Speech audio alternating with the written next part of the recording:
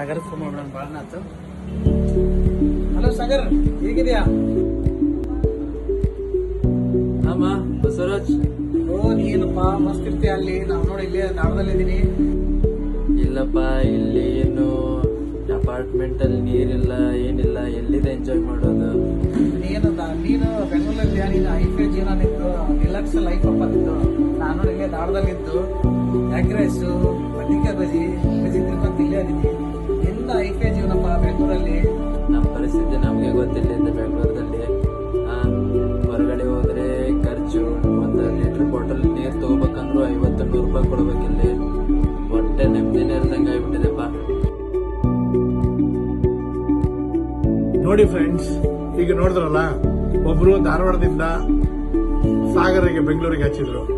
ಬೆಂಗಳೂರು ಪರಿಸ್ಥಿತಿ ನೋಡಿದ್ರಲ್ಲ, ಸಾಗರ್ ಏನ್ ಹೇಳ್ದ, ಏನು ಲೈಫ್ ಬೆಂಗಳೂರಲ್ಲಿ ನೀರಿನ ಕೊರತೆ ಆಗಿದೆ. ಫ್ರೆಂಡ್ಸ್, ಇದು ತುಂಬಾ danger. This is A warning for all the people. ಯಾಕಂದ್ರೆ ಬೆಂಗಳೂರಂತ ಮಹಾನಗರದಲ್ಲಿ ನೀರಿನ ಕೊರತೆ ಆಗ್ತಾ ಇದೆ ಕಣ್ರಿ. ನೀವೆಲ್ಲರೂ ಎಚ್ಚೆತ್ಕೊಳ್ಳಿಲ್ಲ ಅಂದ್ರೆ ನಮ್ಮ ಧಾರವಾಡ ಹುಬ್ಬಳ್ಳಿಯಲ್ಲೂ ನೀರಿನ ಕೊರತೆ ಆಗಿ ತುಂಬಾನೇ ಕಷ್ಟ ಆಗತ್ತೆ. ನೀವು ಈಗ ಹಾಲು ಕುಡಿತೀರಲ್ಲ, 6 ರೇಟ್ ಕೊಟ್ಟು ನೀರು ಕುಡಿಬೇಕಾಗತ್ತೆ. ಓಕೆ, ಅದಕ್ಕೆ ನೀರನ್ನು ಉಳಿಸಿ, ನೀರನ್ನು ಮಿತವಾಗಿ ಬೆಳೆಸಿ, ನೀರನ್ನು ಉಳಿಸಿ. ಓಕೆ.